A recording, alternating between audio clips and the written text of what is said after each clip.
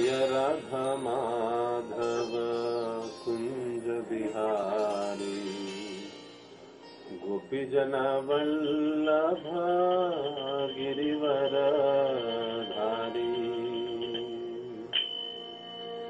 जय राधा माधव कुंज बिहारी गोपीजन वल्लभ गिरिवर धारी।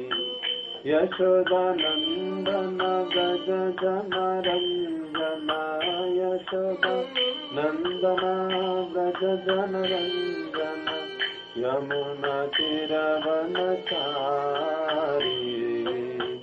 यमुना तीरवनचारी। जय राधा माधव कुंज बिहारी गोपीजन वल्लभ गिरिवर धारी।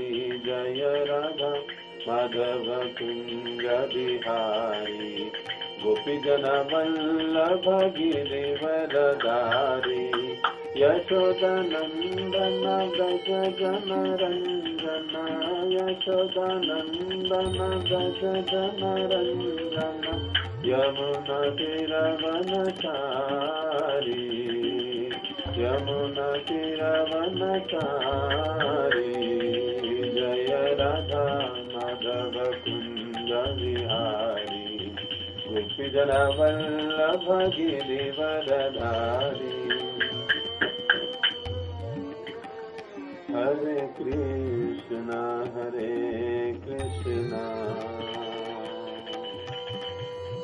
कृष्ण कृष्ण हरे हरे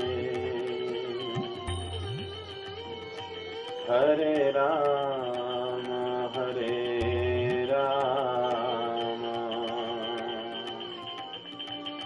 राम राम हरे हरे। हरे कृष्णा कृष्ण कृष्ण हरे हरे हरे राम राम राम हरे हरे। हरे कृष्ण कृष्ण कृष्ण हरे हरे हरे राम राम राम हरे हरे। हरे कृष्ण कृष्ण कृष्ण हरे हरे हरे राम राम राम हरे हरे। हरे कृष्ण कृष्ण कृष्ण हरे हरे हरे राम राम राम हरे हरे। हरे कृष्ण कृष्ण कृष्ण हरे हरे हरे राम राम राम हरे हरे। हरे कृष्ण कृष्ण कृष्ण हरे हरे हरे राम राम राम हरे हरे। हरे कृष्ण कृष्ण कृष्ण हरे हरे हरे राम राम राम हरे हरे। हरे कृष्ण कृष्ण कृष्ण कृष्ण हरे हरे हरे राम हरे राम राम राम हरे हरे हरे कृष्ण कृष्ण कृष्ण हरे हरे हरे राम राम राम हरे हरे हरे कृष्ण कृष्ण कृष्ण हरे हरे हरे राम राम राम हरे हरे हरे कृष्ण कृष्ण कृष्ण हरे हरे हरे राम राम राम हरे हरे हरे कृष्ण कृष्ण कृष्ण हरे हरे हरे राम राम राम हरे हरे हरे कृष्ण कृष्ण कृष्ण हरे हरे हरे राम राम राम हरे हरे हरे कृष्ण कृष्ण कृष्ण हरे हरे हरे राम राम राम हरे हरे हरे कृष्ण कृष्ण कृष्ण हरे हरे हरे राम राम राम हरे हरे हरे कृष्ण कृष्ण कृष्ण हरे हरे हरे राम राम राम हरे हरे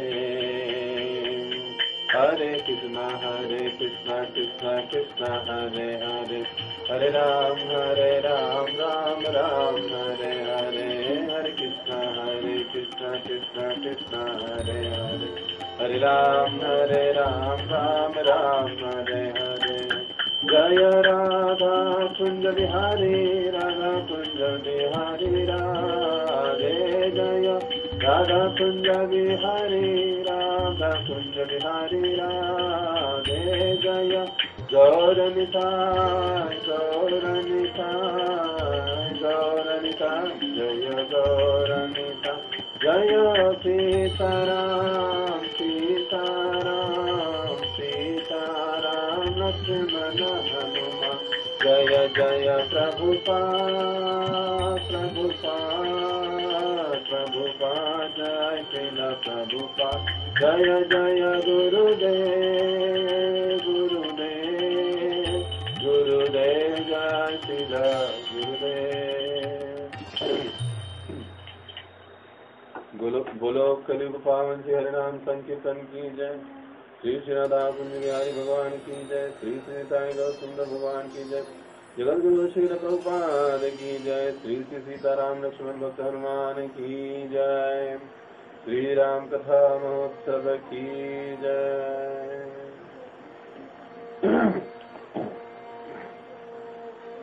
ओम अज्ञानतिमिरन्धस्य ज्ञानाञ्जनशलाकया चक्षुरुन्मीलितं येन तस्मै श्रीगुरवे नमः। श्रीचैतन्यमनोभीष्टं स्थापितं येन भूतले स्वयं रूप कदा मह्यं ददाति स्वपदान्तिकम्। वन्देऽहं श्रीगुरौ श्रीयुतापदकमलं श्रीगुरुं वैष्णवांश्च श्रीरूपं साग्रजातं सदा रघुनाथान्वितं तं सजीवं सावधूतं परिजनसहितं कृष्णचैतन्यदेवं श्रीराधा कृष्णपादां सहगना श्रीविशाखान्वितां च नमः ॐ विष्णुपादाय कृष्णपृष्ठाय भूतले श्रीमते भक्तिवेदान्तस्वामिन्निति नामिने नमस्ते सारस्वते देवे गौरवाणी प्रचारिणे निर्विशेष शून्यवादी पाश्चात्यदेशतारिणे नमो महावदन्याय कृष्णप्रेमप्रदायते कृष्णाय कृष्णचैतन्य नामिने गौरतिसे नमः। हे कृष्णा करुणा सिंधो दीनबंधो जगत्पते गोपेश गोपिकाकांत राधाकांत नमस्तुते सप्त कांचन गौरांगी राधे वृंदावनेश्वरी वृषभानुसुते देवी प्रणमामि हरिप्रिय वाञ्छाकल्पतरुभ्यश्च कृपा सिन्धुभ्येव च पतितानां पावनेभ्यो वैष्णवेभ्यो नमो नमः। जय श्री कृष्ण चैतन्य प्रभु नित्यानंद श्री अद्वैत गदाधर श्रीवासादि गौर भक्तवृंद हरे कृष्णा कृष्ण कृष्ण हरे हरे हरे राम राम राम हरे हरे। मूकं करोति वाचालं पङ्गुं लङ्घयते गिरिं यत्कृपातमहं वन्दे श्रीगुरो दीनकारिणम्।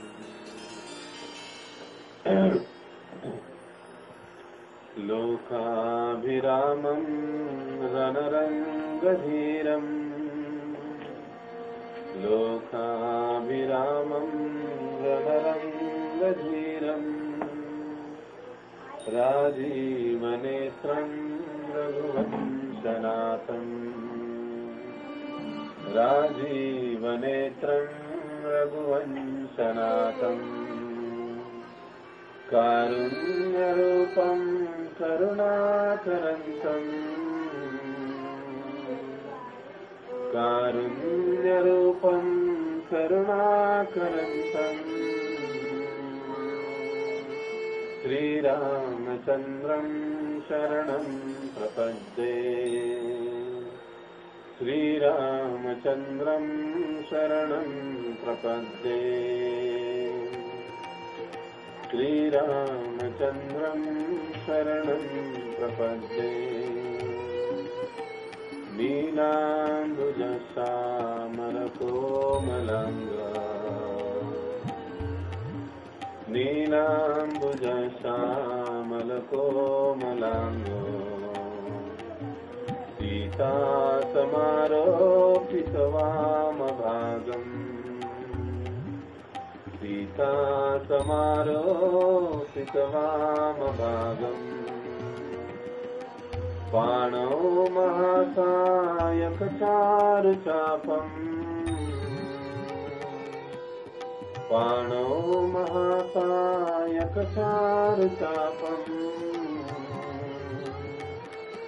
नमामि रामं रघुवंशनाथम् नमामि रामं रघुवंशनाथम् नमामि रामं रघुवंशनाथम्।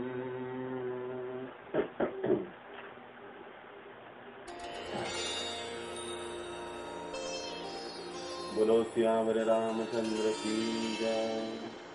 यत्र यत्र रघुनाथ कीर्तनं तत्र तत्र कृतमस्तकाञ्जलिं बाष्पवारि परिपूर्णलोचनं मारुतिं नमत राक्षसान्तकम् मारुतिं नमत राक्षसान्तकम्।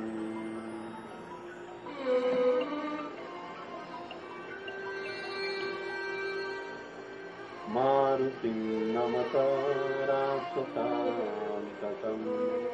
यत्र यत्र रघुनाथ कीर्तनम, जहाँ जहाँ पर श्री रामचंद्र जी का कीर्तन होता है, कथा होती है, उनकी लीलाओं का गुणगान होता है, तत्र तत्र कृतमस्तकांचलम, कांचलिम अर्थात तत्र तत्र वहां कृतमस्तक अपने शीश को झुकाए हुए, मस्तक शीश, कृत का मतलब झुका लेना, कांचलम और दोनों हाथों को जोड़े हुए अपने मस्तकों को झुकाते हुए, बाष्पवारी परिपूर्ण लोचना आंखों से निरंतर अश्रुधारा बहते हुए, मारुति नमक राक्षसांतका मारुति वहां पर उपस्थित रहते हैं, ऐसे मारुति जो राक्षसों का अंत करने वाले हैं। बोलो राम भक्त हनुमान की जय, पवन सुत हनुमान की जय, अंजनी सूत हनुमान जी की जय। आज से हम सुंदर कांड को आरंभ कर रहे हैं।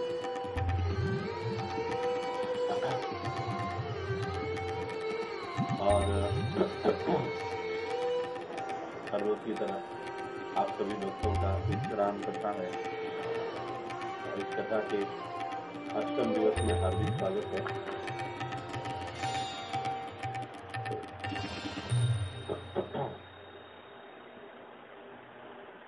पिछले 7 दिनों से आप सभी भक्त बड़े ही ध्यानपूर्वक श्रद्धा भाव के साथ इस कथा को सुन रहे हैं। निश्चित रूप से भगवान प्रभु रामचंद्र जी आप सभी भक्तों पर बड़े ही प्रसन्न होंगे, क्योंकि जो भी व्यक्ति, जो भी भक्त, जो भी जीव भगवान की कथा को सुनता है, सुनने में अपना योगदान देता है, वैसे उस व्यक्ति पर भगवान बड़े ही प्रसन्न हो जाते हैं। तो हम सभी, निश्चित रूप से आप सभी भगवान की प्रसन्नता के भागीदार हैं। कल हमने बहुत ही सुंदर रूप से किष्किंधा कांड को विराम दिया। कथा के अनुक्रम में हम लोग वहां तक पहुंचे थे कि अब सारे जो वानर है समुद्र के तट पर इकट्ठा हुए हैं और वो समुद्र को लांघने का विषय सोचकर बड़े ही चिंतित है कि किस प्रकार से समुद्र को पार किया जा सकता है, कौन इसको पार करके लंका जा सकता है, माता पिता को खोज सकता है और खोज कर वापस आ सकता है। तो कई सारे वानर कहने लगे कि मैं जाऊंगा लेकिन वापस नहीं आ सकता हूँ। यहाँ से तो लंका मानो लगभग 100 योजन दूर है, इतना दूर तो मैं छलांग नहीं लगा सकता हूँ, मैं 60 योजन लगा सकता हूँ, मैं 80 योजन लगा सकता हूँ। तो कोई कहता है मैं 100 योजन तो लगा सकता हूँ, लेकिन 100 योजन लगाकर पुनः वापस आना मेरे बस की बात नहीं।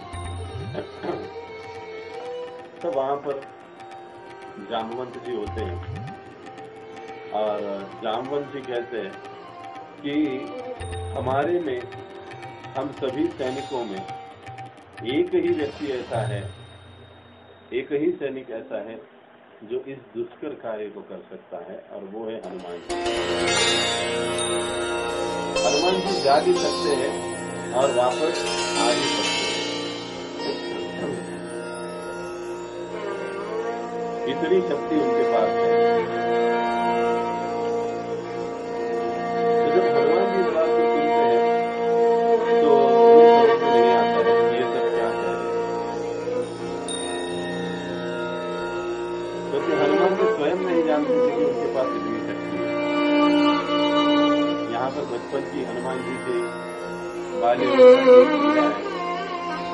कि बचपन में वो बड़े ही सफल थे,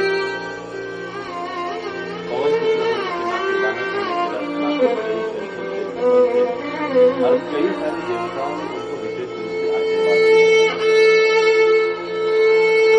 वरदान दिया था और उसके कारण वो थोड़े से और ही बालक थे तो और ही थोड़े से नटखट हो गए, बहुत ही खेलकूद करते, ऋषियों के आश्रम में जाकर वहां पर उत्पाद लौटा देते और अगर कोई ऋषि तपस्या कर रहा है तो उसको कुछ न कुछ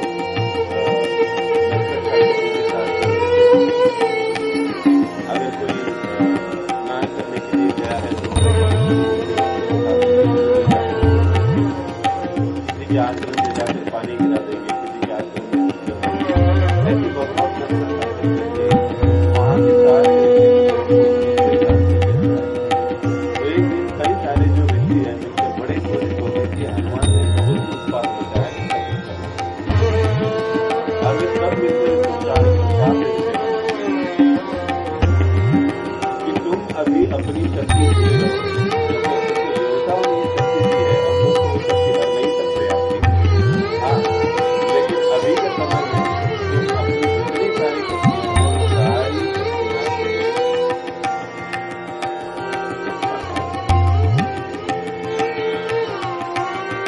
याद नहीं रहेगी, तुम ये शक्तियां भूल जाओगे। लेकिन जब कोई तुम्हें याद दिलाएगा तुम्हारी शक्तियां, तो तुमको ये सारी शक्तियां वापस याद आ जाएगी, और जैसे ही शक्तियां याद आ जाएगी वो शक्तियां तुम में कार्यरत हो जाएगी। और उस समय से हनुमान जी एक सामान्य वानर की तरह सामान्य हो गए थे। उनके पास ऐसी कोई बड़ी ही विस्मयकारक आश्चर्यकारक शक्ति का उन्हें पता नहीं था। जो कुछ भी थोड़ी बहुत शक्तियां वो जानते थे, रूप बदलना आदि, थोड़ा रूप को बड़ा करना, वही उतनी शक्तियां उनके पास थी। लेकिन यहाँ पर इतने दूर समुद्र के उस पार छलांग लगाकर जाना, वापस आना, ऐसी जो आश्चर्यकारक शक्तियों के बारे में उनको भी ज्ञात नहीं था। और फिर जामवंत जी उनको सारी उनकी शक्तियों को याद दिलाते, और फिर हनुमान जी कहते कि हाँ, मैं जरूर इस कार्य को संपन्न कर सकता हूँ। और ऐसा कहते हुए हनुमान जी वहां से जो समुद्र का तट है वहां से निकल पड़ते हैं महेंद्र पर्वत की ओर, जो पास ही में है। यहाँ से हमारा सुंदरकांड आरंभ होता है। जैसे ही हनुमान जी महेंद्र पर्वत से छलांग लगाते हैं, यहाँ से आरंभ होता है। लेकिन हनुमान जी सबसे पहले महेंद्र पर्वत के तलहटी में जाते हैं।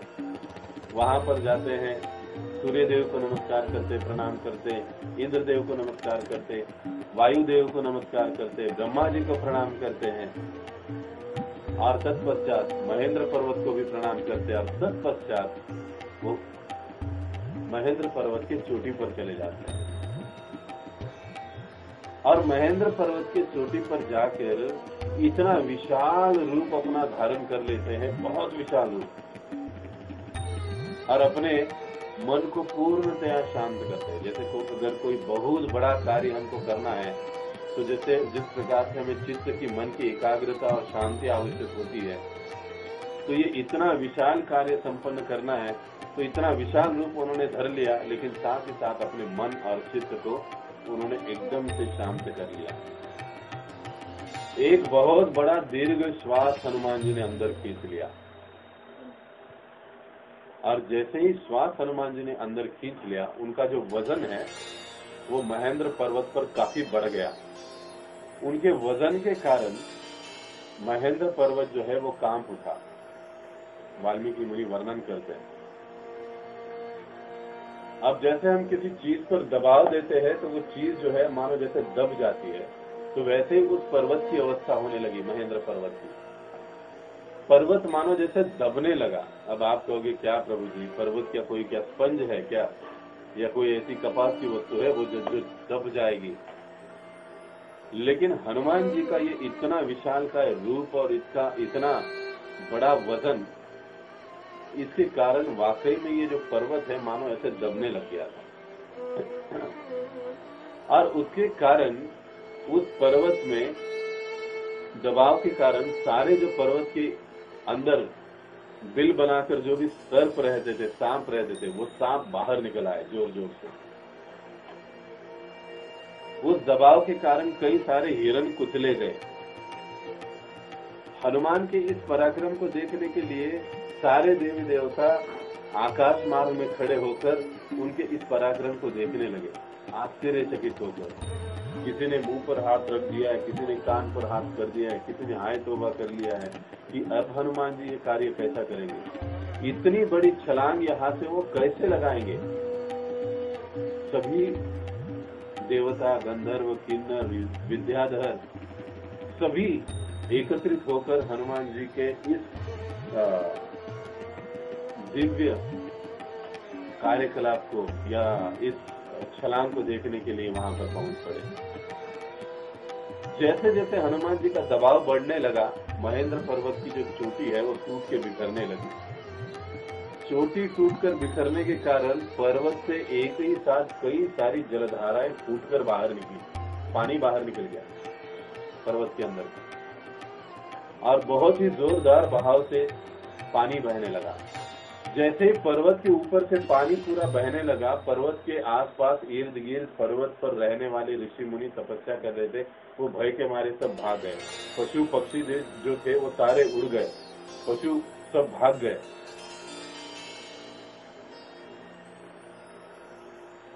और देखते ही देखते इस महेंद्र पर्वत से हनुमान जी ने अपने आप को ऐसे नीचे बिठा दिया और नीचे बिठाकर अपने आप को उछालकर हवा में उछालकर ये जोर से छलांग लगाई। बहुत ऊपर महेंद्र पर्वत की चोटी के ऊपर हनुमान जी उड़ गए और उनकी उस उड़ान के कारण वेग इतना जबरदस्त था, उस वेग के कारण तूफान पैदा हो गया पूरे वातावरण में।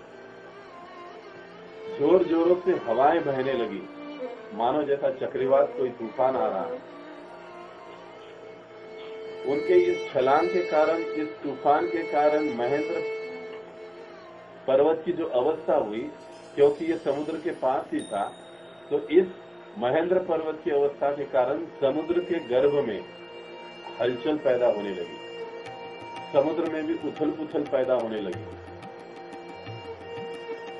वाल्मीकि मुनि वर्णन करते हैं कि हनुमान जी की केवल जो छाया है छलांग लगा रहे हैं वो 80 मील लंबी थी। आप सोचिए, अगर छाया 80 मील लंबी है तो उनका प्रत्यक्ष रूप कितना बड़ा होगा और कितना विशाल उन्होंने रूप धरा होगा हनुमान जी ने। 80 मील चौड़ी उनकी छाया और 240 मील लंबी। सोचिए कितना विशाल रूप होगा हनुमान जी का। और ऐसे हनुमान जी हवा में छलांग लगाकर आकाश मार्ग से उड़ने लगे। उनके पिता वायुदेव ने अपने इस पुत्र के इस पराक्रम को देखकर वो बड़े ही आनंदित हो गए और उस आनंद के कारण वो इतनी शीतल मंद हवाओं को छोड़ने लगे या बहाने लगे, जिसके कारण हनुमान जी को ठंडक महसूस हो, किसी प्रकार का कोई गर्मी महसूस न हो। सुगंधित ठंडी हवाएं वो वहां से निसृत करने लगे और हनुमान जी को एक प्रकार से ठंडक महसूस होने लगी।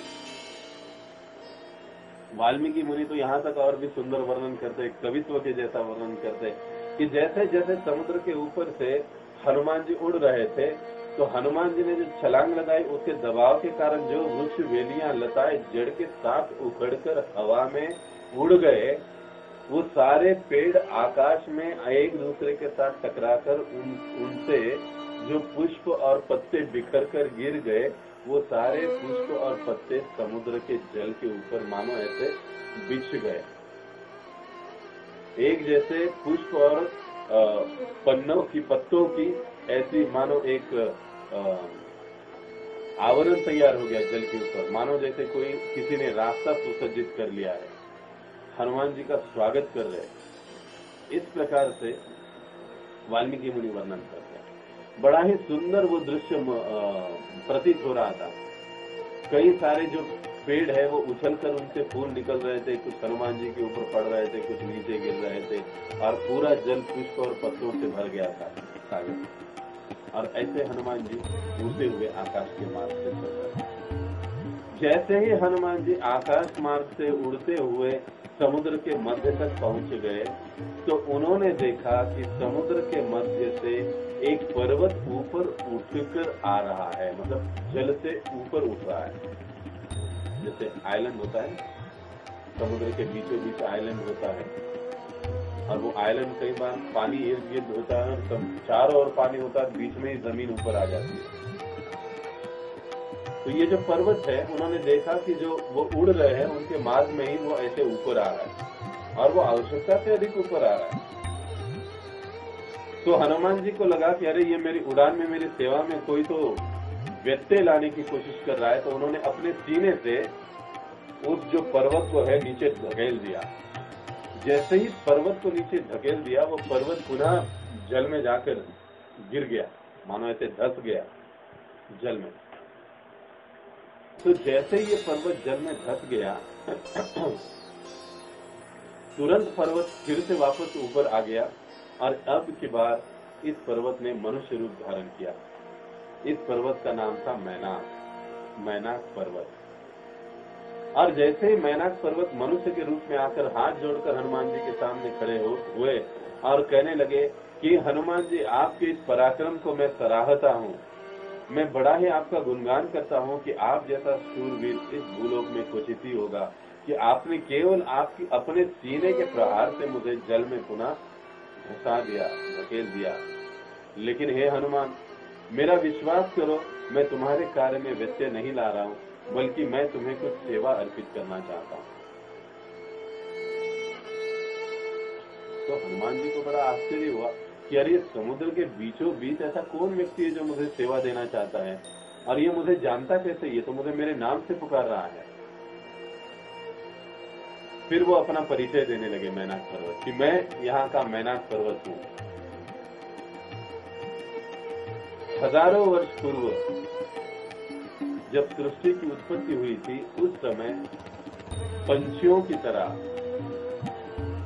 पर्वतों को भी पर हुआ करते थे, पर्वत भी उड़ा करते थे। आप बात समझ रहे ना, पर्वत उड़ा करते थे। जो बड़े बड़े पहाड़ है उनको पर होते थे और वो अपनी इच्छा से एक जगह से दूसरी जगह जाकर स्थित हो सकते थे। लेकिन उनके इस गुण के कारण कई बार पृथ्वी पर भयावह स्थिति उत्पन्न हो जाती थी।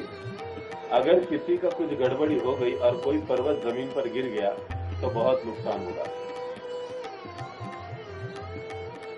ये सोचकर देवताओं ने, विशेष रूप से इंद्र ने और कुछ ऋषि मुनियों ने मिलकर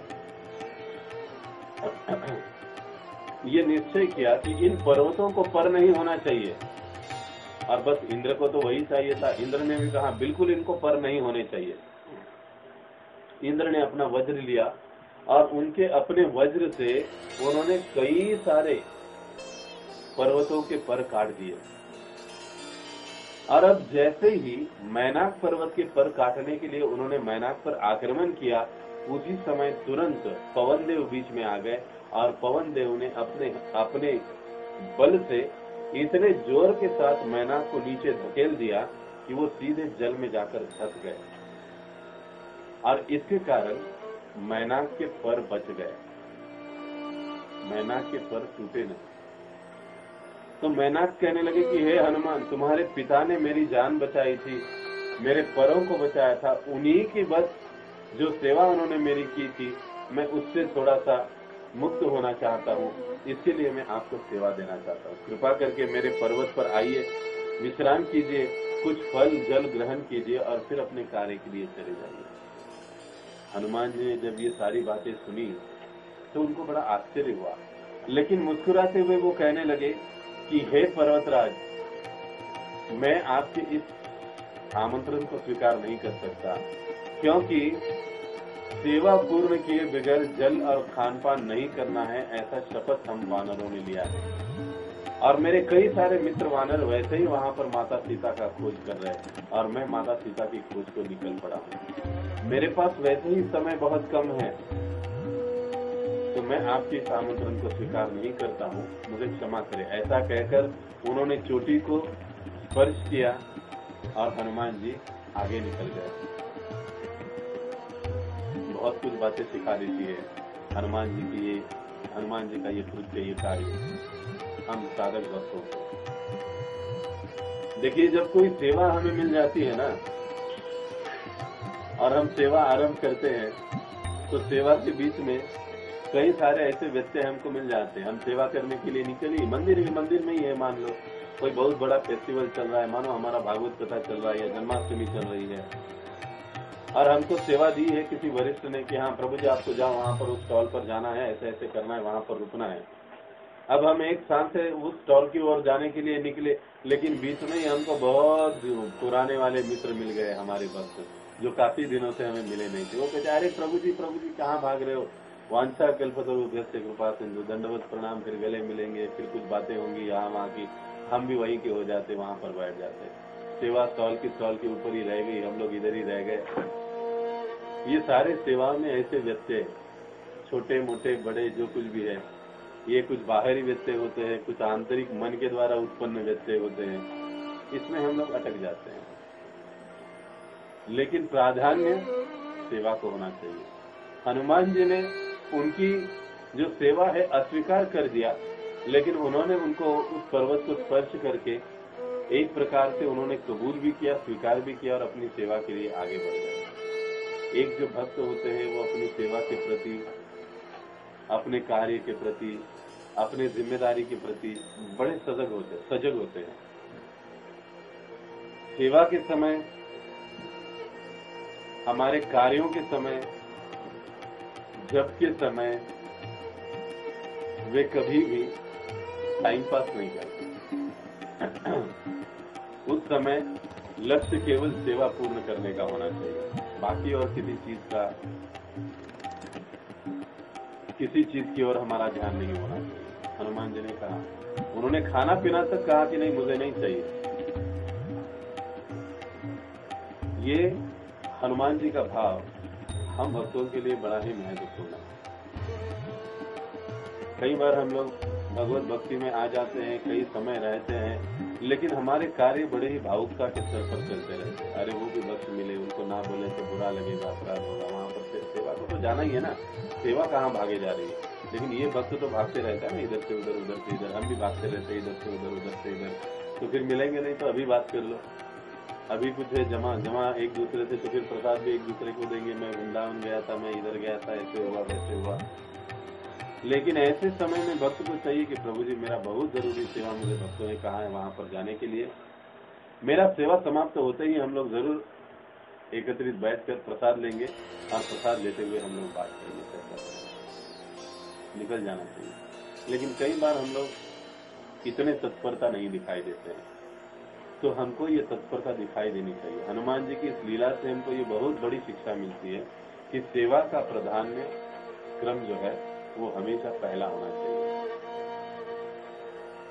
अब यहाँ से हनुमान जी आगे मिलते हैं, आगे निकलते हैं, तब तक देवता और ऋषि मुनि नागों की माता सुरसा देवी के पास चले जाते हैं। वहां पर उनको जाकर प्रार्थना करते हैं कि हे माता सुरसा, हम हनुमान जी की परीक्षा लेना चाहते हैं।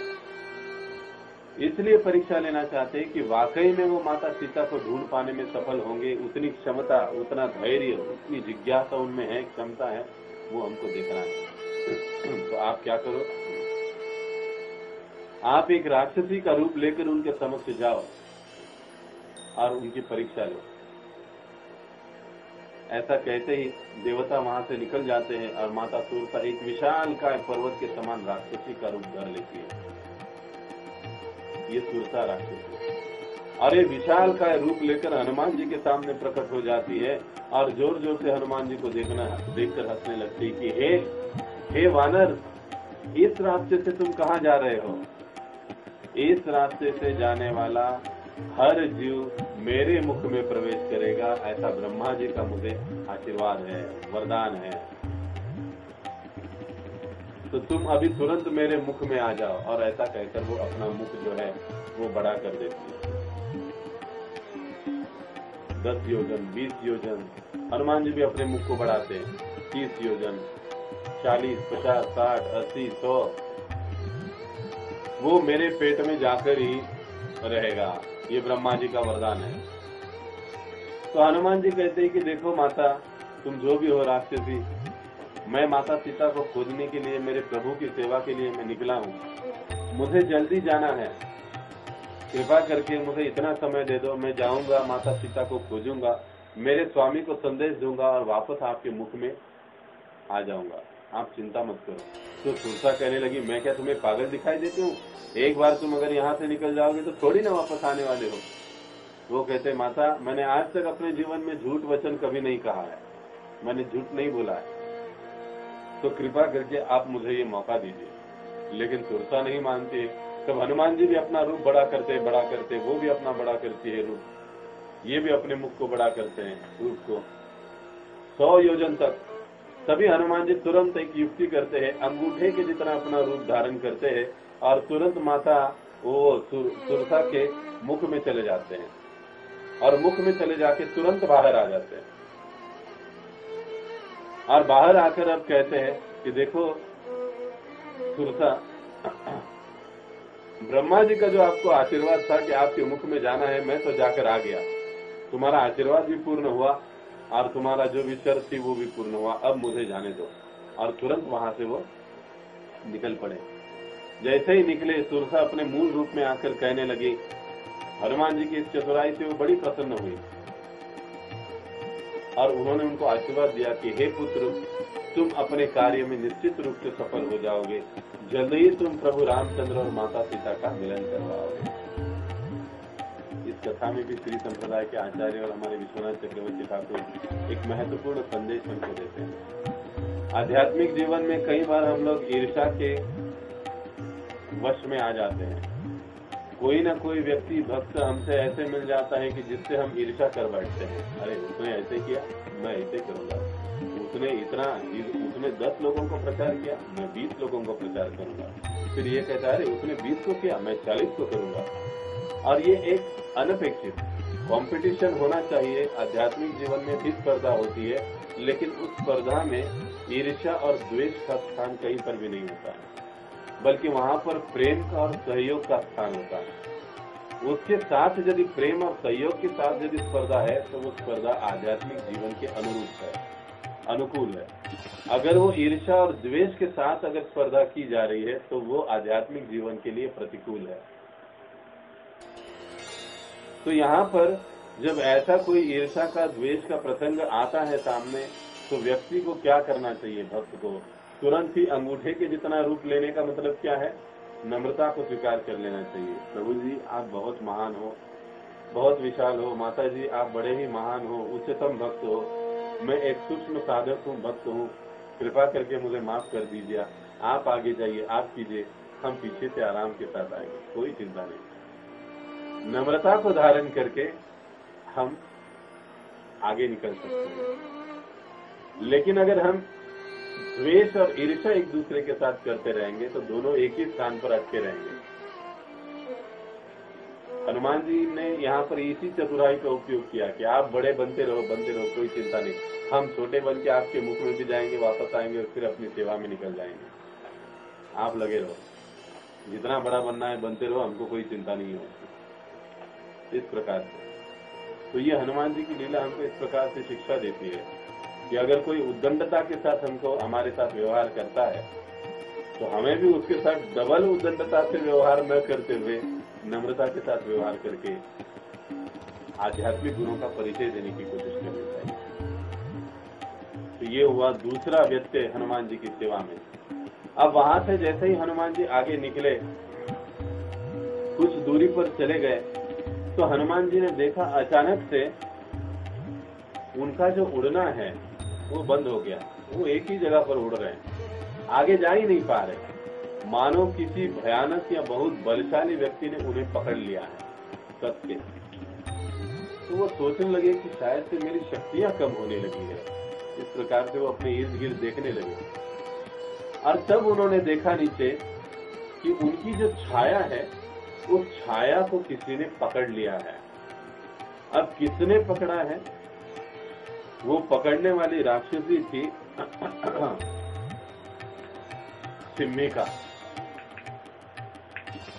सिम्मिका नाम की ये भयानक राक्षसी थी जिसने हनुमान जी की छाया को पकड़ा था और छाया को पकड़ने के कारण हनुमान जी उड़ नहीं पा रहे थे। तो जैसे ही हनुमान जी ने इस राक्षसी को देखा, कहने लगे अरे तुम कौन हो? वो कहने लगी कि मैं तुम्हारा वध कर दूंगी, तुम्हें मेरा भोजन बनना पड़ेगा। ऐसे कहकर वो जोर जोर से चिल्लाने लगी और विशाल काल अपना मुख फैलाकर, बाहें फैलाकर वो बीच में खड़े हो गई। हनुमान जी ने पुनः अपना पहले वाला ही पैंतरा अपनाया, छोटे बन गए और इस बार सीधे उसके मुख के अंदर चले गए जैसे अंदर जाते ही उन्होंने अब इसके लिए क्या किया, सिम्मिका का उन्होंने पूरी तरह से हृदय फाड़ दिया। हृदय फाड़कर जैसे ही ऊपर निकले, ऊपर से उन्होंने उनके अंदर से ऐसे जोर से घूसा लगा दिया कि उसका मस्तक फोड़कर हनुमान जी वहां से बाहर निकले। जैसे ही हनुमान जी सूक्ष्म रूप में बाहर निकले मस्तक से, उसी समय ये जो सिम्मिका राक्षसी है मर के समुद्र में गिर गई। उसी समय उसके प्राण निकल गए और वो समुद्र में गिर गए। हनुमान जी के इस पराक्रम को देखकर देवतागण बड़े प्रसन्न हो गए और वे उनका गुणगान करने लगे। और इस तरह देखते देखते हनुमान जी लंका के तट तक पहुंच गए। अब लंका के तट पर हनुमान जी पहुंचे, समुद्र को पार कर लिया। पास में वहां पर त्रिकुट नाम का एक बहुत बड़ा पर्वत था और उस पर्वत पर हनुमान जी चढ़ गए इस उद्देश्य के साथ कि वो सारे जो नगरी है ये, उस नगरी का अवलोकन कर सके, देख सके कि नगरी कैसी है। आज भी ये त्रिकुट पर्वत लंका के किनारे है, वो हम लोग देख सकते हैं। तो ये त्रिकुट पर्वत पर वो जाकर खड़े हो गए और अब वहां पर गए तो वो सोचने लगे कि अगर इसी रूप में मैं यहाँ पर खड़ा रहा तो ये जो असुर है, राक्षस है, मुझे पहचान लेंगे। तो उन्होंने बहुत ही छोटी सी बिल्ली का रूप धर लिया और वहां से ऊंची चोटी पर जाकर खड़े हुए और वहां से इतने जोर के साथ उन्होंने वहां से छलांग लगाई, सीधा जाकर जो लंका की तटरक्षक दीवार थी उस दीवार पर छलांग लगाकर वो जाकर पहुंच गए, खड़े हो गए छलांग लगाए। जैसे ही दीवार से झांक कर वो देखने लगे सारी नगरी को, तो वो जो नगरी थी लंका नगरी, वो हनुमान जी की कल्पना से परे थी। कभी हनुमान जी ने ऐसी नगरी को कहीं पर देखा नहीं था। वाल्मीकि मुनि को वर्णन करते हैं कि लंका में हर अट्टालिका, यानी हमारी जनरल भाषा में बिल्डिंग, हिंदी में अट्टालिका, हर अट्टालिका 8-8 मंजिली थी। कितना? 8-8 मंजिल। और सारे अट्टालिकाओं की जो दीवारें थी मानो सोने से बनी हुई है और उन दीवारों पर बड़े बड़े मूल्यवान हीरे, मोती, जवाहरात लगे हुए हैं। और पूरा ये विशाल जो नगर है ऐसे रचा हुआ है। बीच बीच में वहां पर उद्यान है, बड़े बड़े जल प्रपात है, बड़े बड़े पेड़ है, बड़े बड़े, और बहुत कुछ उन्होंने सारी जो नगर की आवश्यकता होती है वो सारा वहां पर देखा। और एक से बढ़कर एक बड़े ही अप्रतिम सुंदर विशाल रास्ते वहां पर दिखाई दिए होंगे। लेकिन और थोड़ा सा आगे देखे तो उन्होंने देखा कि बीचों बीच और एक सुंदर बड़ा ही विशाल महल है और वो महल के इर्द गिर्द बहुत बड़ी बड़ी सोने की दीवारें लगी हुई है और उन दीवारों पर ऐसे ऐसे मानिक मोती हीरे लगे हुए हैं कि उनका प्रकाश चारों ओर फैला है। पूरा वो जो महल है मानो वो तारों से जगमगा रहा है। तो हनुमान जी सोचने लगे, हो ना हो ये राजा रावण का महल होगा। लेकिन वो सोचने लगे अब मैं अंदर कैसे जाऊं। तो उसी बिल्ली के रूप में छोटा रूप धरकर वो अंदर गए। अंदर जाकर पुनः अपना रूप बदल दिया, अपने मूल रूप में आ गए। लेकिन अब अपना मूल रूप उन्होंने सर्व सामान्य वानर जितना होता है ना, उतना अपना रूप कर लिया और उतना रूप कर वो वहां पर लंका के द्वार तक, अंदर एंट्री तक पहुंच गए, वहां पर प्रवेश द्वार तक। जैसे ही वहां पर पहुंचे कुछ ही समय में वहां पर लंका नगरी की जो रक्षिका थी लंकिनी वहां पर प्रकट हो गई। हे वानर, तुम यहाँ तक कैसे पहुंचे? तुम जानते नहीं यहाँ पर किसी का भी प्रवेश करना निषिद्ध है। लंका में बाहर का कोई व्यक्ति अंदर नहीं आ सकता। यहाँ पर सारे राक्षसों को, असुर राजों का, असुरों का, राक्षसों का राज है। तुम जैसे कोई भी वानर यहाँ अंदर नहीं जा सकते। यहाँ तक तुम आए कैसे? तो हनुमान जी कहने लगे, देखो मैं तो एक सर्व सामान्य वानर हूँ और मैं इस लंका की नगरी को देखा है और इसको देखने की कामना से मैं आया हूँ, मैं इसमें घूमना चाहता हूँ, देखना चाहता हूँ। तो लंकिनी बड़ी क्रोधित हो गई, कहने लगी तुम ये नहीं कर सकते, ये कोई सार्वजनिक बगीचा थोड़ी ना है कि आप जैसे वानर आओगे और घूमकर देखकर चले जाओगे, बिल्कुल नहीं। और क्रोध में आकर उन्होंने जोर से उस वानर को एक तमाचा मार दिया। जैसे ही हनुमान जी को तमाचा पड़ा, हनुमान जी भी कड़ा उठे, लेकिन उनको बड़ा गुस्सा आ गया। वो गुस्से के साथ गुर्राए और उन्होंने भी छलांग लगाकर जोर से ऐसे लंकिनी को एक झापड़ लगा दिया। लंकिनी पूरी तरह से नीचे गिर गई धड़ाम से। उनके पूरे मुंह पर मानो हनुमान जी के पूरे हाथ ऐसे लग गए थे, निशान लग गए थे, खून बहने लगा। तब लंकिनी तुरंत उठकर कहने लगी, हे वानरराज, आप कौन हो? बहुत समय पहले जब ब्रह्मा जी ने मुझे यहाँ पर नियुक्त किया था लंका की रक्षा करने के लिए, तभी उन्होंने कहा था कि जिस दिन कोई वानर तुम्हें एक झापड़ लगाएगा और उसके झापड़ से ही तुम भूमि पर गिर जाओगी, थप्पड़ के साथ भूमि पर गिर जाओगी, समझ लेना तुम्हारा राजा और इस लंका नगरी का अंत समय निश्चित आ गया। उसी दिन से तुम सेवा से मुक्त हो जाओगे। तो कहने लगी, हे वानरराज, तुम्हारा धन्यवाद। ब्रह्मा जी का वचन मुझे सच होता दिखाई दे रहा है। अब मैं यहाँ से जा रही हूँ और आपको लंका की अनुमति देती हूँ, प्रवेश की अनुमति देती हूँ। और लंकिनी वहां से चली जाती है और फिर हनुमान जी अपने सूक्ष्म रूप में अंदर प्रवेश कर लेते हैं।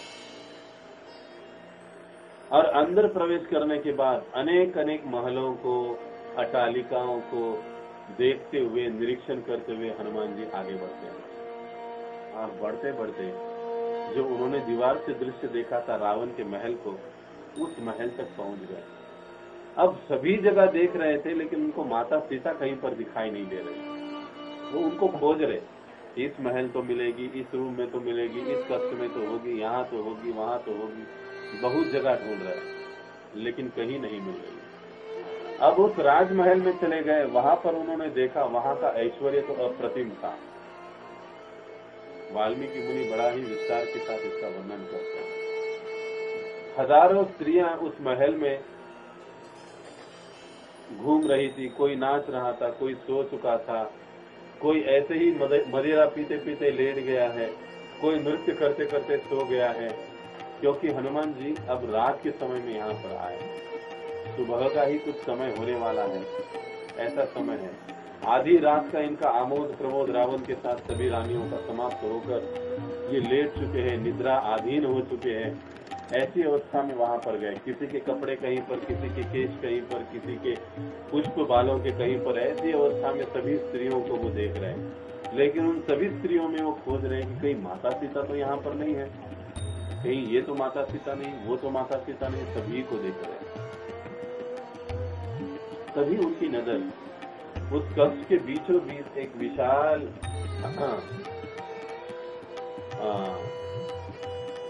पलंग पर पहुंची, जहां पर एक सुंदर स्त्री मनमोहक वस्त्र पहने हुए लेटी हुई थी, सोई हुई। उस स्त्री को देखकर हनुमान जी सोचने लगे कि वो न हो यही माता सीता होगी, क्योंकि वो इतनी सुंदर, इतनी रूपवान लग रही थी, मानो स्वर्ग की अप्सरा हो। वो कहने लगे, हो न हो यही प्रभु रामचंद्र जी की भार्या सीता है। और अपने वानर सुलभ स्वभाव के कारण वो इस बात को तुरंत मान भी गए कि हाँ, मुझे सीता मिल गई, मुझे सीता मिल गई, मुझे सीता मिल गई। मैंने माँ सीता को ढूंढ निकाला।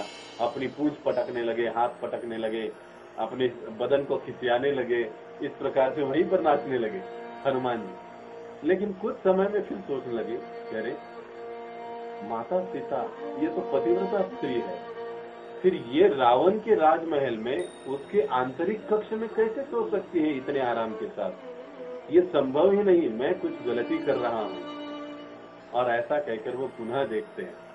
पुनः जब देखते हैं तो उसी पलंग के बाजू में एक और पलंग लगा हुआ है, जिस पर रावण लेटा हुआ है। पूरे उसके शरीर में चंदन का लेप लगा हुआ है, शरीर पर इधर उधर उसके पुष्प बिखरे हुए हैं, और बड़ी ही थक कर मानो निद्रित अवस्था में सोया हुआ है। वाल्मीकि वर्णन करते हैं कि जे सोते हुए भी ऐसा प्रतीत हो रहा था मानो जैसे कोई तीनों ब्रह्मांड का स्वामी एकदम ऐश्वर्य भोग विलास के साथ विश्राम कर रहा हो। हनुमान जी ने इसको देखा तो वो कहने लगे कि निश्चित रूप से यही रावण होगा। चंद्र के जैसा उसका मुखमंडल था, मुखमंडल पर बहुत ही सुंदर आभा थी। वो सारा वर्णन वाल्मीकि जी करते हैं अपने कथा में। तो ये जरूर रावण होगा। अगर रावण यहाँ सोया है तो मेरी माता यहाँ पर कैसे सो सकती है?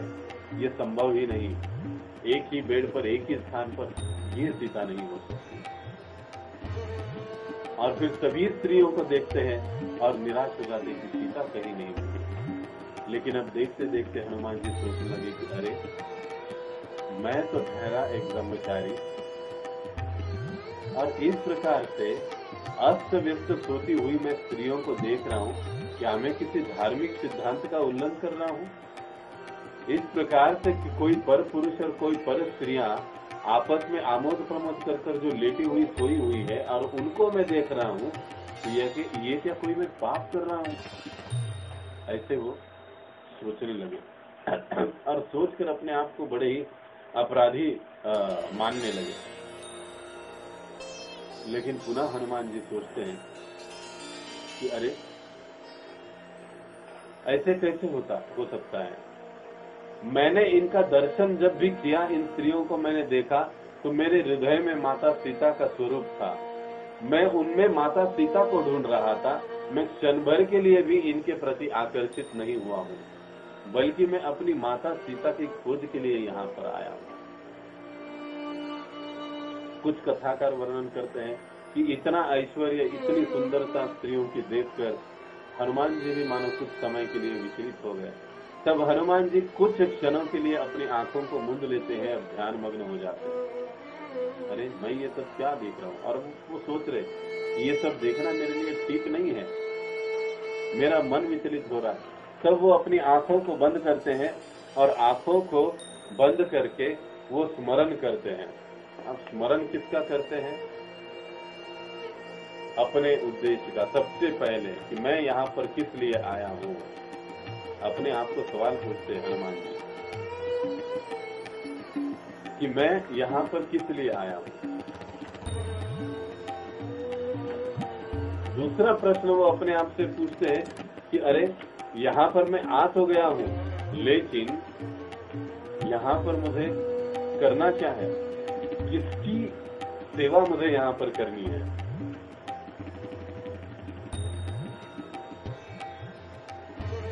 दूसरा प्रश्न अपने आप से पूछते हैं। अब तीसरा प्रश्न हनुमान जी अपने आप से पूछते हैं। वो कहते हैं कि मेरा मन विचलित हो रहा है, तो मुझे, वो कहते हैं मेरे प्रभु के श्री चरण कमल कहाँ पर है? मुझे उस पर अपने ध्यान को एकाग्र करना है। और वो भगवान श्री राम के चरण चिन्हों पर, चरण कमलों पर अपने ध्यान को एकाग्र करते हैं और कुछ ही समय में पुनः अपने मूल स्वरूप में लौट आते हैं, यानी मूल स्थिति में लौट आते हैं। सारी निराशा, सारा ये मन का उनका जो मैल है, विचार है, वो सब कुछ निकल जाता है और पुनः अपनी सेवा में लग जाते हैं। देखिए तात्पर्य यहाँ का बहुत उद्देश्य है कि आध्यात्मिक जीवन में सेवा कार्य करते करते कई बार हम लोग बहुत लंबी पारी खेल जाते हैं, 10 साल, 15 साल, 20 साल, लेकिन कोई एक समय ऐसा आ जाता है मोड़ कि वहां पर हम लोग विचलित हो जाते हैं। अब यहाँ जाऊं, वहां जाऊं, क्या करूं? कई बार ऐसे हो जाता है भक्त के जीवन में, हर भक्त के जीवन में ऐसा मोड़ आता है विचलित होने का। तब मुझे क्या करना चाहिए? मन डोल जाता है, बुद्धि कभी कभी भ्रष्ट हो जाती है, मन भी कभी कभी व्यक्ति को गलत रास्ते पर खींच लेता है, साधक को। ऐसी स्थिति में हमको क्या करना चाहिए? ये हनुमान जी हमको यहाँ पर बताते हैं। हनुमान जी क्या करते कहते हैं सबसे पहले कि मेरा उद्देश्य क्या, मैं यहाँ पे किसके लिए आया हूँ? तो सबसे पहले भक्त को आध्यात्मिक जीवन में हमारा उद्देश्य क्या है उसको कभी भूलना नहीं चाहिए। और जब भी ऐसे भूलने की बारी आ जाए, समय आ जाए, तो वो उस उद्देश्य को वापस याद करना चाहिए। इसीलिए हम लोग IDC कोर्स करते हैं, हम लोग अन्य अलग अलग कोर्स करते हैं। उसमें ISKCON के 7 उद्देश्य पहले लिखे हुए होते हैं, पहले पढ़ाते हैं। क्यों? क्योंकि इन 7 उद्देश्यों को इस्कॉन में रहते हुए हमको कभी भूलना नहीं चाहिए कि हमारी संस्था के लिए, हमारे लिए प्रभुपाद जी ने कौन से 7 उद्देश्य दिए हैं। उस उद्देश्य को साथ लेकर चलने की कोशिश करना चाहिए। कभी भी विचलन का मौका आ जाए या परिस्थिति आ जाए तो हमें अपने उद्देश्य की ओर ध्यान देना चाहिए कि मेरा उद्देश्य क्या था, मैं किस लिए यहाँ पर आया था और क्या मैं अब भी वही कर रहा हूँ कि कुछ रास्ता भटक गया हूँ। सोचना चाहिए था। हमारे गुरु महाराज जी के, परम पूज्य महाराज जी के शब्दों में हमें सिंहावलोकन करना चाहिए। हमें अपना अवलोकन समय समय पर करना चाहिए। जब भी ऐसी स्थिति उत्पन्न हो, जब भी ऐसी परिस्थिति हो विचलन की, तो हमें क्या करना चाहिए? सिंहावलोकन करना चाहिए। इस प्रकार से हमारे उद्देश्य की ओर हमें देखना चाहिए। दूसरा, मैं जो कर रहा हूँ क्या मेरे उद्देश्य के अनुसार है कि मैं रास्ता भटक गया हूँ, कुछ अलग ही कर रहा हूँ। कई बार ऐसे होता है, हमको करना कुछ होता है आध्यात्मिक जीवन में और हम लोग रास्ते कुछ और चले जाते हैं, कुछ और ही करते हुए बैठते हैं, जबकि गुरु साधु शास्त्र कुछ और हमको कहता है और हम लोग कुछ और ही करते बैठ जाते हैं। तो हम जो कार्य कर रहे हैं और हमको क्या करना है, इसके ऊपर हमको फोकस करना चाहिए। इसके ऊपर हमको हमारा लक्ष्य वेद होना चाहिए, हमारा ध्यान होना चाहिए कि मैं जो कर रहा हूँ वो क्या कर रहा हूँ। यही मुझे करने के लिए कहा था, यही मुझे करना है कि मुझे करना ये था और मैं कुछ अलग कर रहा हूँ। जब भी विचलन की स्थिति आ जाए तो इस पर हमें सोचना चाहिए। ये 3 सवाल विचलित अवस्था में अगर कोई साधक अपने आप को पूछ लेगा तो वो विचलित नहीं होगा। विचलित हुआ भी तो वो तुरंत अपने रास्ते में वापस मूल रूप में आ जाएगा। और तीसरा और सबसे महत्वपूर्ण सवाल या उपाय है वो भगवान के चरणों का स्मरण करना, भगवान का स्मरण करना, गुरु आदेश, गुरु के चरणों का स्मरण करना। साधक तुरंत सही अपने रास्ते में आने लग जाता है, बुद्धि स्थिर हो जाती है, मन स्थिर हो जाता है, अपने आप कार्य पुनः सुचारू रूप से आरंभ हो जाता है। हनुमान जी ने ये 3 प्रश्न अपने आप से पूछे, वहीं से तुरंत निकल गए कि यहाँ पर तो माता सीता हो ही नहीं सकती।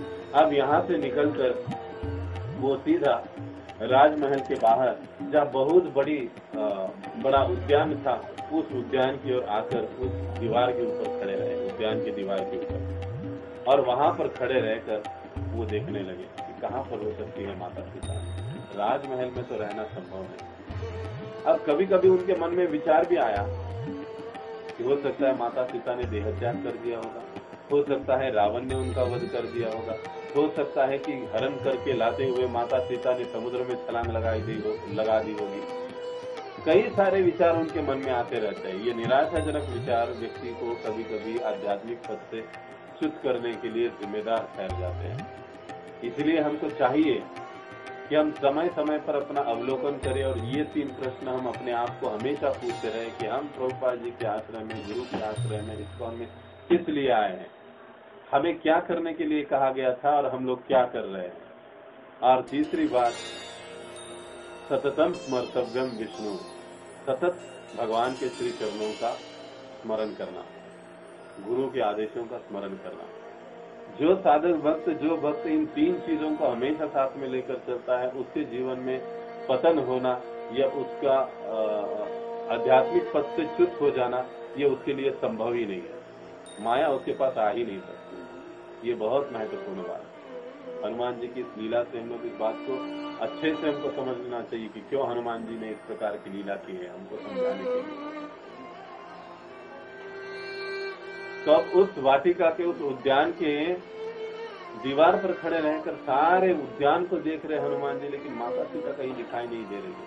अब दूर की ओर उन्होंने दृष्टि डाल दी अपनी और देखने लगे कि बहुत बड़ा जलप्रपात वहां पर दिख रहा है और बहुत बड़े बड़े अशोक के वृक्ष वहां पर दिखाई दे रहे हैं, बहुत सारे कमल पुष्प वहां पर दिखाई दे रहे हैं। वातावरण थोड़ा सात्विक लग रहा था। तो हनुमान जी सोचने लगते कि ऐसा लगता है कि ये स्थान मेरी माता सीता के लिए उचित होगा, हो सकता है माता सीता वहां पर हो। और तब वो थोड़ी से और नजदीक जाकर देखते हैं तो एक वृक्ष के नीचे उसे मलिन वस्त्र पहने हुए एक स्त्री बैठी हुई दिखाई देती है, मानो जैसे कोई तपस्या कर रही है। उनको देखकर वो समझ जाते हैं कि हो ना हो यही माता सीता होगी। कई सारी राक्षसियां जो है उनके इर्द गिर्द पहरा दे रही है और उनकी आंखों से निरंतर आंसू बह रहे हैं। मलिन कपड़े पहने हुए माता पिता बड़े ही उदास चेहरा लेकर बैठे हैं पेड़ के नीचे। बैठने के लिए कुछ आसन नहीं, कुछ नहीं, कुछ नहीं। और सब हनुमान जी बड़े ही सावधानी के साथ वहां पर नजदीक जाते हैं, नजदीक जाते हैं, नजदीक जाते हैं और अशोक वृक्ष की झाड़ी के पीछे खड़े होकर इस सारे दृश्य को निहारते हैं। और वो सोचने लगते हैं कि हाँ, हमने ऋषिमुख पर्वत पर जो हमने गहने उठाए थे उसमें से कुछ गहने इस स्त्री के शरीर पर अभी भी विराजमान है। वो गहने और ये गहने मेल खाते हैं। लगता है हो न हो 100% यही मेरी माता सीता होगी, यही प्रभु रामचंद्र जी की भार्या होगी। वो समझ जाते हैं इतनी तेजस्विनी, इतनी सुंदर, यही सीता हो सकती है। और वो वहां पर खड़े रहकर सारी बातों को, घटनाओं का अवलोकन करने लगे। इतने में कुछ ही समय में वहां पर रावण अपनी कुछ दासियों को, कुछ मंत्रियों को लेकर वहां पर आ गया। और जैसे वो सामने आ गया तो माता सीता भय के मारे कांप उठी और उसके पास एक तिनका था। वो घास का तिनका उठाकर उसने अपने और रावण के बीच में इस प्रकार से खड़ा किया और कहने लगी, हे दुष्ट, इस तिनके से डरो, इस तिनके को पार करके तुम मुझे छूने की कोशिश मत करना, मेरे पास आने की कोशिश मत करना, तुम दूर रहो। मैं एक पतिव्रता स्त्री हूँ और जिस प्रकार से तुमने मेरा हरण किया है, ये जान लो कि तुम्हारा मृत्यु निश्चित है। मेरे पति राम तुम्हें कभी जीवित नहीं छोड़ेंगे। ऐसा वचन वो कहने लगती है। तभी रावण बड़ा क्रोधित होता है और वो माता सीता को बड़े ही प्रेम के साथ वार्तालाप करने लगता है। कई बार आजकल के इस कलयुग में ये झूठे प्रेम में लोग फंस जाते हैं। कितनी मीठी बातें हैं, कितनी अच्छी बातें हैं, लेकिन जैसे हम कल कह सुन रहे थे ना, अति भक्ति चोरेर लक्षण। जब कोई बहुत ही ज्यादा, हद से ज्यादा मीठा बात करने लगे तो उसी समय सावधान हो जाना चाहिए कि भाई यहाँ पर कुछ न कुछ तो गड़बड़ है, हमें कुछ न कुछ तो यहाँ पर फटका बैठने वाला है। ये वहीं पर हमें सावधान होना चाहिए, फिर चाहे भौतिक जगत हो या चाहे और किसी स्थान पर हो। क्योंकि बगैर स्वार्थ और मतलब के मीठे शब्द इस कलियुगी जीवों के मुखों से निकलना बड़ा ही दुरापात है, मुश्किल है। ये इस भौतिक जगत की वास्तविकता है, सत्यता है। इसको हमें समझना चाहिए। अब ये क्यों समझना चाहिए? क्योंकि भक्त जो होते हैं वो स्वभाव से भोले होते हैं और कई बार ऐसे जो ढोंगी लोग होते हैं इनके बातों से मोहित हो जाते हैं, फंस जाते हैं बेचारे। तो प्रभुपाद जी की इस कहावत को हमेशा याद में रखना चाहिए, अति भक्ति चोरेर लक्षण। तो हमको सावधान होना चाहिए, ध्यान रखना चाहिए। लेकिन अब यहाँ पर रावण इतना क्रोध करने के बाद भी, भर्त्सना करने के बाद भी रावण की वो बड़े ही प्रेम के साथ बात कर रहा है। क्योंकि रावण सोच रहा है कि मैं अगर अधिक अपने प्रेम का प्रदर्शन करूंगा तो हो सकता है ये सीता अपने आप को मुझे सौंप देगी। ये रावण का अंदरूनी भाव है जो माता सीता पहचानती है। जैसे हमने बहुत पहले कहा था कि जो स्त्रियां हैं वो पुरुषों के भावों को बगैर बोले ही पहले ही समझ जाती है। माताओं में ये एक विशेष गुण होता है, वो पहले ही समझ जाती है। माता सीता ये सारी चीजें समझ रही थी, इसलिए उन्होंने वो तिनका जो है बीच में पकड़ा था। वो तिनका क्या है, वो तिनका क्यों पकड़ा है? आचार्यगण तिनका पकड़ाने के 14 कारण गिनाते हैं कि माता सीता ने वो घास का तिनका ही क्यों पकड़ा रावण के बीच में। क्या एक घास का तिनका रावण पार नहीं कर सकता था? उसके लिए कौन सी बड़ी बात थी? लेकिन वो उस लीला को, उस शिक्षा को हम कल के लिए छोड़ेंगे, हम कल उसके ऊपर चर्चा करेंगे। तो यहाँ पर रावण बड़ी मीठी मीठी बातें अब कर रहा है कि हे प्रिय, मैं तुम्हारे विरह में, तुम्हारे प्रेम में पूर्णतया पागल हो चुका हूँ। अगर तुम मेरे साथ विवाह के प्रस्ताव को स्वीकार कर लेती हो तो यकीन मानो मैं तुम्हें लंका की पट्टरानी बना दूंगा। मंदोदरी मेरी जो सर्वोत्तम रानी है वो भी तुम्हारी दासी बन जाएगी। ऐसे बहुत सारे प्रलोभन माता पिता के सामने रखता है, लेकिन माता पिता कहती कि अरे मूर्ख, जानता है मैं तो स्वच्छंद जल में विहार करने वाली एक कमल पुष्पों के जलप्रपात में विहार करने वाली कुमुदिनी हूँ। मेरे हंस तो साक्षात श्री राम जी है, और इतने सुंदर हंस को छोड़कर तुम जैसे बत्तख के पीछे में आऊंगी, तुमने ये सोच ही कैसे लिया? चलो यहाँ से दूर निकल जाओ। और वहां से वो रावण को दुत्कार देती है।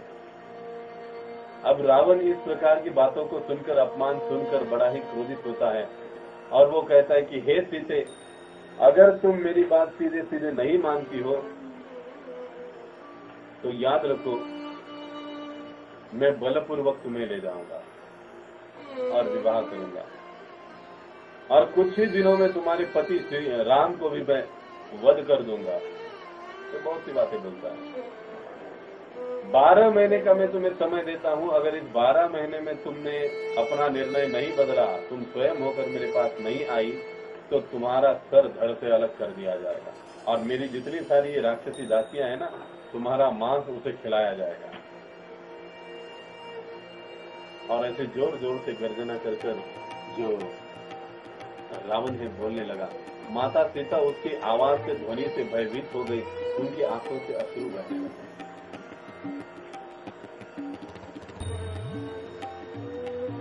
और मानो वहीं पर वो अपने सर को इस प्रकार से पेड़ पर लगाकर मूर्छित हो गई, और रावण इतना सब कुछ कहकर चला गया।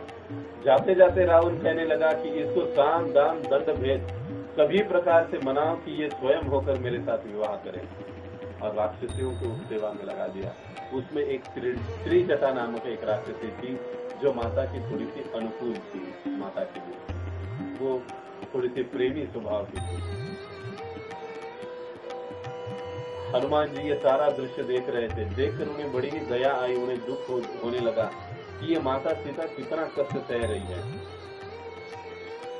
अपने पति के लिए, अपने प्रभु के लिए। एक क्षण भी वो उनको भूली नहीं है। मुझे अब कुछ करना चाहिए। रावण वहां से निकल जाता है, और कुछ ही समय में वहां पर अंधेरा छा जाता है, और जो हनुमान जी है वो पेड़ पर चढ़कर बैठ जाते हैं, सूक्ष्म रूप धरकर। उचित समय को देख रहे कि अब जैसे आहिस्ता आहिस्ता ये राक्षसियां कम हो जाएगी, मैं माता सीता के पास चला जाऊंगा और उनसे वार्तालाप करूंगा। और जैसे जैसे प्रहर बीतता जाता है, राक्षसियां चली जाती है, माता सीता वहां पर अकेली रह जाती है। कई सारी राक्षसियां वहां पर माता को तंग भी करती है, बाद में पश्चात चली जाती है। लेकिन अब जब माता अकेली देखते हैं हनुमान जी, तब वो तुरंत प्रभु रामचंद्र जी का गुणगान गाना आरंभ करते हैं। यहाँ पर माता सीता को थोड़ा शुभ शकुन का अनुभव होता है। उनका बायां अंग फड़कने लगता है, दाईं आंख फड़कने लगती है, और इस प्रकार से उन्हें शुभ शकुन महसूस होने लगता है। माता सीता सोचने लगती है कि इतने दुष्ट स्थिति में, अवस्था में ऐसा क्या शुभ मेरे साथ हो सकता है जो ये शुभ शकुन मुझे दिखाई देने लगे। क्या मेरे राम यहाँ पर पहुंच गए हैं किसी प्रकार से? क्या मेरे राम को पता चला है कि मेरा हरण कैसे हुआ, किसने किया, मैं कहाँ पर हूँ? निश्चित की ऐसी ही कोई तो बात होगी जो मुझे ये शुभ शकुन दिखाई दे रहे हैं। और माता सीता थोड़ा सा मन ही मन आनंदित हो। अब देखिए हनुमान जी जैसे मंद मंद स्वरों में राम का गुणगान करने लगे, तो आहिस्ता आहिस्ता अपने स्वर को बढ़ा रहे हैं, और फिर अब ये माता सीता को सुनाई दे रहा है कि अरे इस असुर की लंका में राम का गुण गाने वाला कौन हो सकता है। वो इर्द गिर्द देखने लगती है, इधर उधर देखने लगती है, कोई दिखाई नहीं देता है। तभी हनुमान जी उनके समक्ष आते हैं और अपने मूल रूप में, सामान्य रूप में आ जाते हैं, उनके सामने प्रकट हो जाते हैं। तो माता सीता पुनः डर जाती है। उनको लगता है कि अरे रावण का भेजा हुआ कोई ये असुर वानर, मायावी वानर दिखाई देता है। तब हनुमान जी कहते कि माता भयभीत मत करो, मैं तो प्रभु राम का सेवक हूँ, उनका दूत हूँ, आपके लिए आया हूँ, आपको खोजने के लिए। लेकिन मैंने आपको खोज लिया, मैं ही वो भाग्यवान था जिसने आपको खोज लिया। अब मैं प्रभु को जाकर संदेशा दूंगा और आपके लिए प्रभु ने ये विशेष वस्तु दी है। और ऐसा कहकर वो अंगूठी राम जी की निकालते हैं और माता सीता को देते हैं। माता सीता जैसे ही प्रभु रामचंद्र जी की अंगूठी को देखती है, उनके स्मरण में वो डूब जाती है और उनकी आंखों से अश्रु बहने लगते हैं। कहने लगती है कि हे रघुवर, इतना समय हो गया मैं आपसे दूर हुई, अब तक मैं जीवित कैसे रही, मेरी समझ में नहीं आ रहा। कब के मेरे प्राण चले जाने चाहिए थे, मैं तो आपके बिना एक पल भी नहीं रह सकती, लेकिन समझ में नहीं आ रहा है मैं कैसे रह रही, कैसे जीवित। हनुमान जी कहते कि माता शोक मत करिए, मैं चाहूं तो अभी के अभी आपको यहाँ से लंका से उठाकर ले जा सकता हूँ। कृपा करके आप मेरे कंधे पर बैठ जाइए, मैं छलांग लगाकर समुद्र के इस पार आया हूँ और छलांग लगाकर यहाँ से जा सकता हूँ। लेकिन माता सीता कहती कि नहीं, ये कार्य तो मेरे पति श्री राम का है। अगर आपके साथ मैं आऊंगी तो इसमें उनका गौरव नहीं बढ़ेगा और मैं ये नहीं चाहती। दूसरी बात, मेरे लिए भले ही तुम पुत्र के समान हो, लेकिन हो तो एक परपुरुष ही, मैं आपके कंधे पर नहीं विराजमान हूं। आप जल्द से जल्द जाओ और मेरे प्रभु को ये संदेश सुनाओ कि आप जितने जल्द यहाँ पर आओगे सीता को जीवित पाओगे। रावण ने मुझे 12 मास का समय दिया है, उसके भीतर ही उनको यहाँ पर आना है, अन्यथा मैं विष प्राशन करके आत्मदाह करूंगी।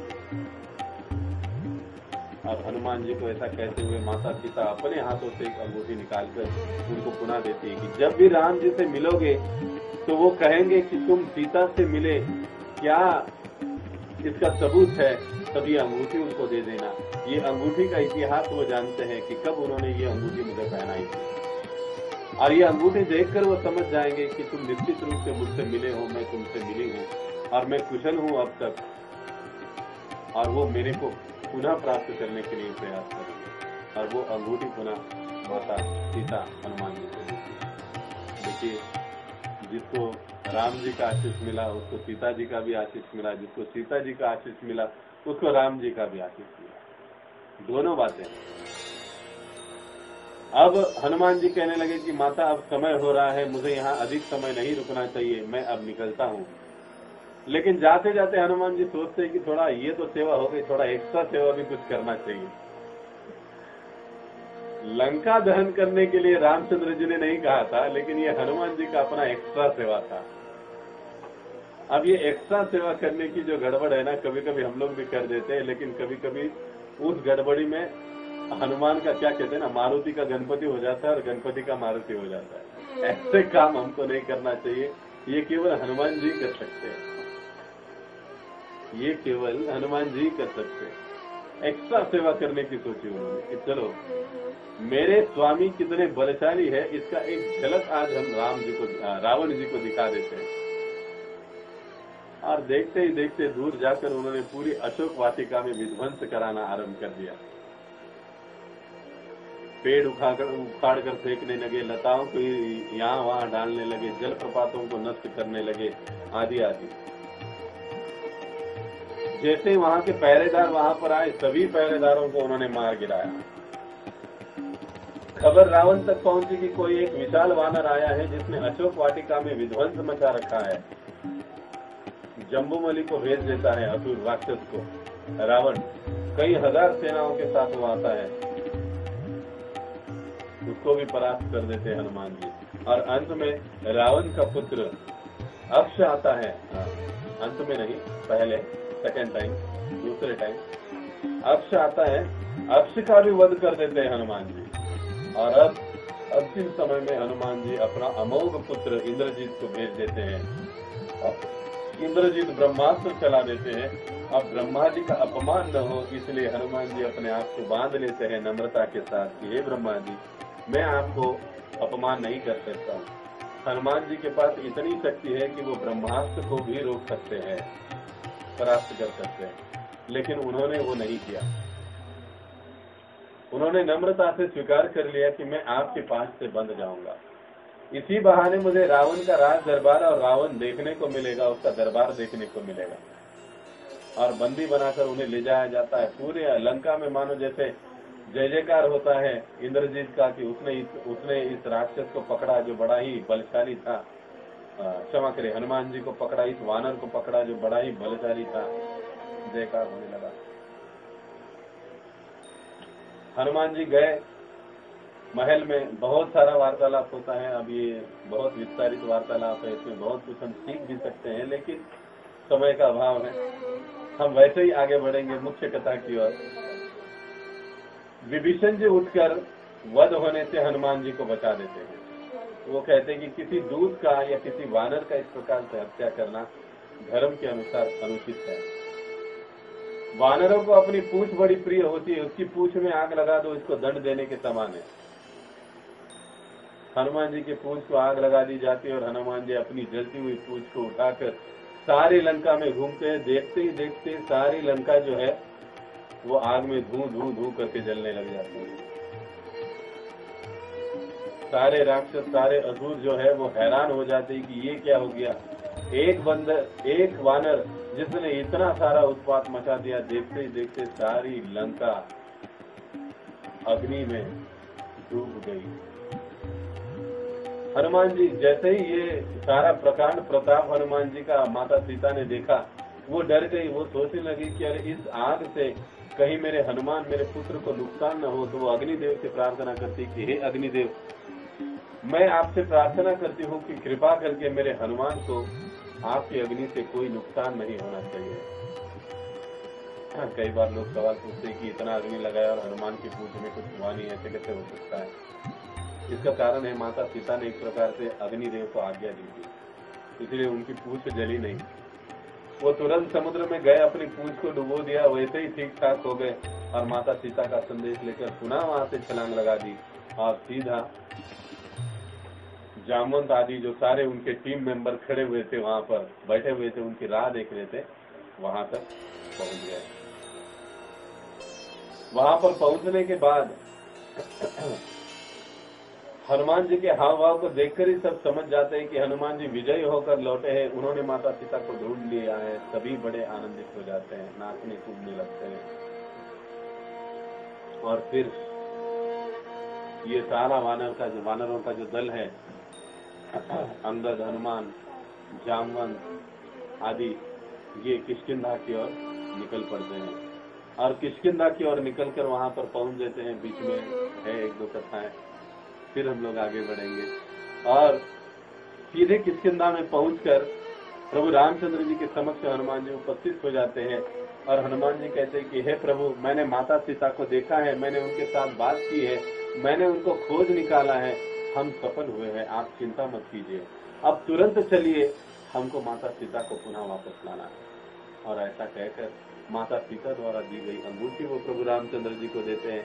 प्रभु रामचंद्र जी जैसे ही अंगूठी लेते हैं, वो सीता की अंगूठी देखकर उन सारी यादों में पूर्णतया खो जाते हैं। उनकी आंखों से अश्रु आते हैं, विरह भाव उन्हें सताने लगता है।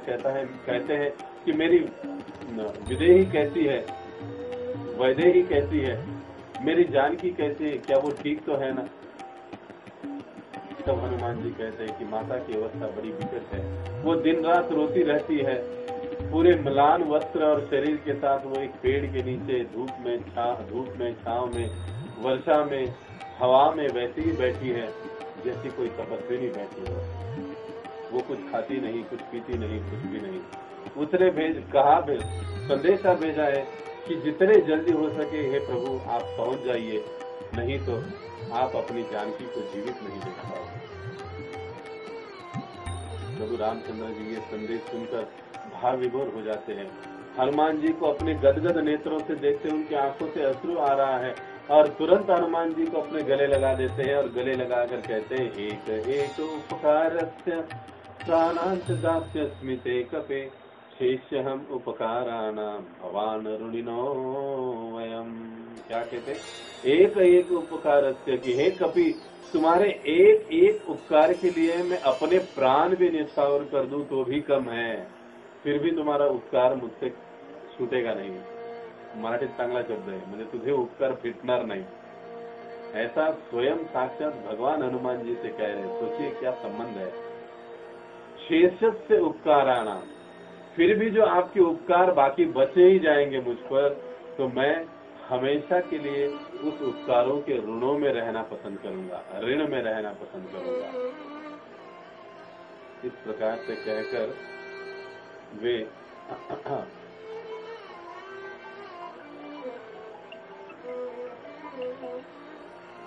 हनुमान जी को अपने गले लगाते हैं और इस प्रकार से विचार विमर्श होकर वहां पर युद्ध की तैयारी के आदेश दिए जाते हैं और आरंभ हो जाते हैं।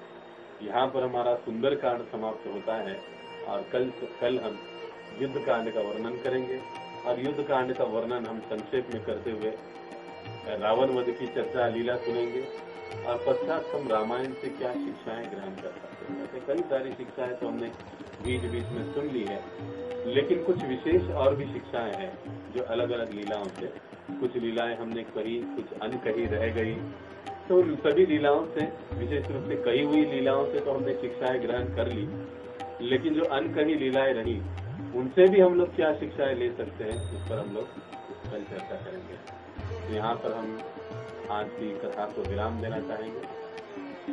बहुत बहुत धन्यवाद। हरे कृष्ण। बोलो सियावर रामचंद्र की जय। केशव प्रभु जी है क्या? हाँ, जय हो। दंडवत प्रणाम प्रभु जी।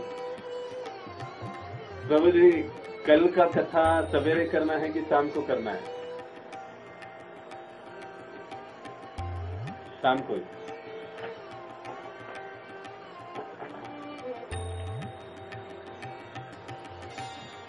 ओके, ठीक है।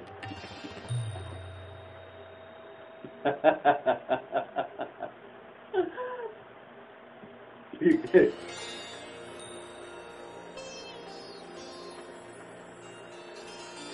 हाँ।